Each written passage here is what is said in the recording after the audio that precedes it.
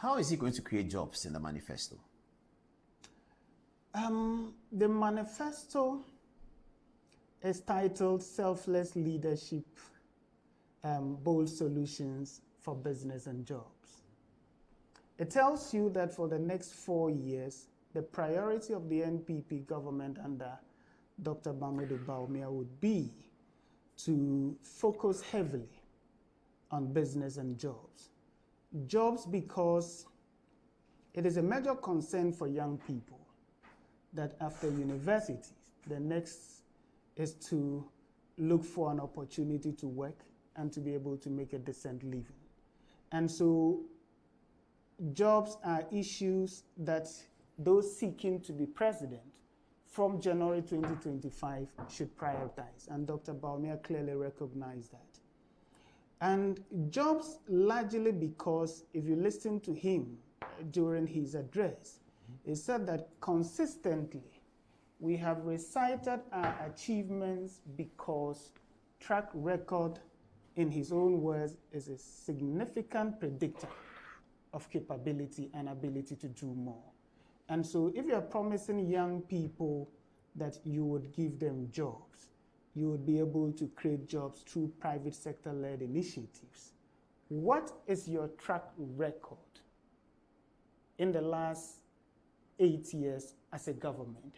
Have you been able to deal with the problems of unemployment? It is important to properly contextualize the unemployment situation. Sometimes many people forget that the freeze on public sector hiring did not start with President Mahama. You know, if you recall, I think somewhere June 2009, under Dr. Dufour, then finance minister, we approached the IMF, if I recall correctly, for some $300 million facility at that time. That was barely a few months after the Kufuor administration had taken us out of IMF. We went back. That facility came with conditions which included a freeze on public sector hiring. But it was not expansive in its nature, so critical public sector areas were excluded, health, education, and some other areas. But it was only under the leadership of John Dramani Mahama when he went for the second IMF program that this time it expanded to areas like health and education. So for the first time, we had teachers completing teacher training colleges and not getting posted. We had doctors finishing and not getting posted. We had nurses, you know, completing school and not, you know, there used to be that automatic posting policy. So the Akufo-Addo government came into office at a time that unemployment was a big issue.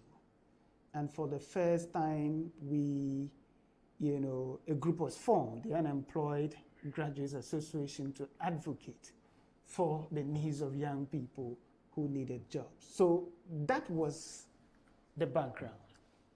For 7 years, we have managed to create some 2.3 million jobs. People are doubting that. And the foundation of the doubt is weak, and I would explain why it is weak.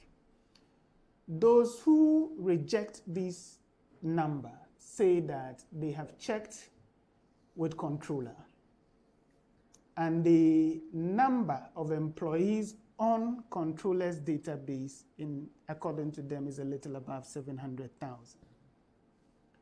But the weakness in that argument is that there are a lot of state agencies that are not paid through controller. And so if you go to controller and you ask for their data, you will not find it there. And I'll give you an example. I will demonstrate the accuracy of our numbers, and I will justify why the argument is weak. I would give you an example of such institutions. If you take a place like the National Petroleum Authority, they are not paid from controller. You take Ghana Ports and Harbors Authority. They are not paid by controller.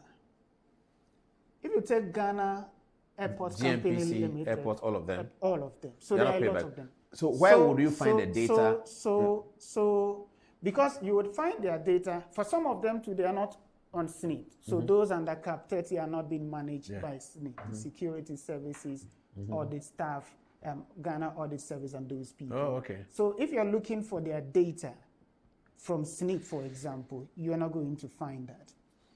Now, I'll give you an example of Ghana Maritime Authority.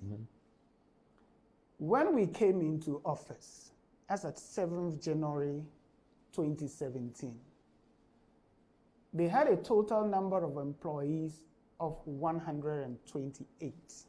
Ghana Maritime. Ghana Maritime Authority. All right. And as of today, they have a total of 529.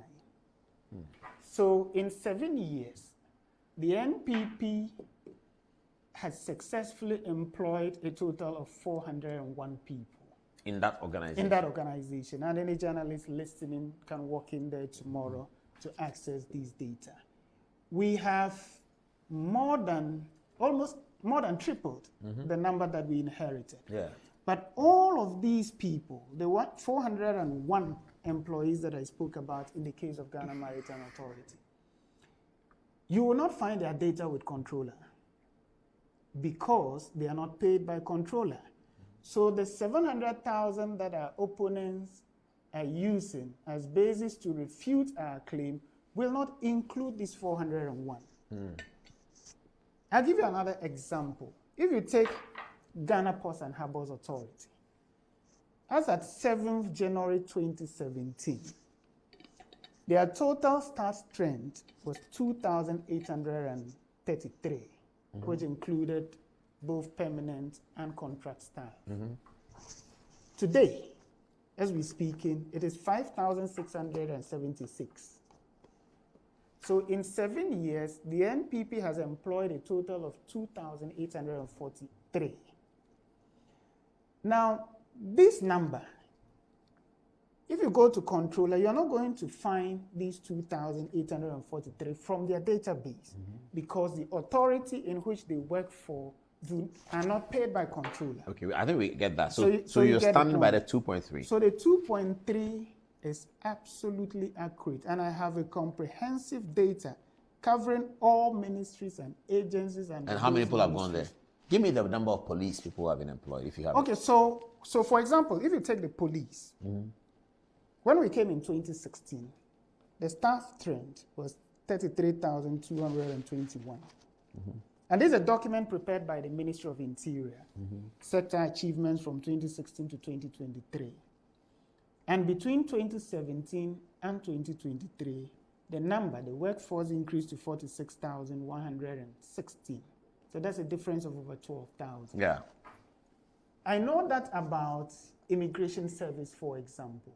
When we came, their total staff strength was a little above 4,000.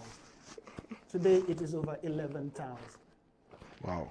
So, based on the sector and agents-based analysis, when we came, if you look at the National Health Insurance, National Petroleum Authority, for example, they were a little above 100. Today, they are in excess of over 500. But they are not being paid by controller. Yeah, we get the controller argument. So the numbers we're providing are genuine and can be verified in all the ministries and agencies of the state. Now, we have also said that beyond these 1.3 million public sector jobs that we have created in the last 7 years, we have created in excess of 800,000 jobs in the private sector. And so we labeled it private sector formal. The reason why we say private sector formal is because these companies, after employing these people, are statutorily required to register them with SNIT and make their SNIT contributions. Okay, so if you go to SNIT, you can access the data of these over 800,000 people. So the point I'm making is that for a government that has been successful in delivering these number of jobs, is a clear demonstration that given the opportunity, they would be able to keep up their promises of delivering more jobs. But it is important to add that by saying that we have created 2.3 million jobs. We are not dismissive of the concerns of people who are yet to get the opportunity to work. We recognize clearly that more ought to be done.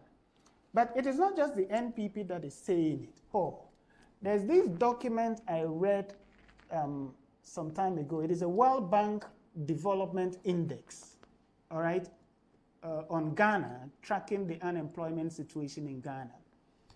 In their latest reports, and so they did a tracking between the year 2000 and to 2022, so over a 20-year period.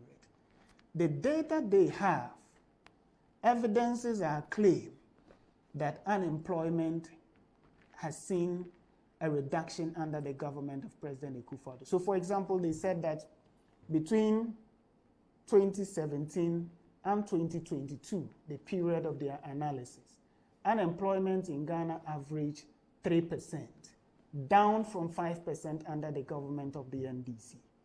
And then the World Bank argues that for youth unemployment, and for them, their definition of youth is between the ages of 15 and 24. So they say that for youth unemployment, between 2017 and today, all right, the average unemployment rate is 6%, down from 10% under the government of John Dramani Mahama. So clearly, I mean, this is an independent observation of the data and unemployment trends in Ghana over a 20-year period. So we're not the ones saying it, but we also recognize that more ought to be done to deal with the problem of unemployment, because it doesn't matter the number that you have created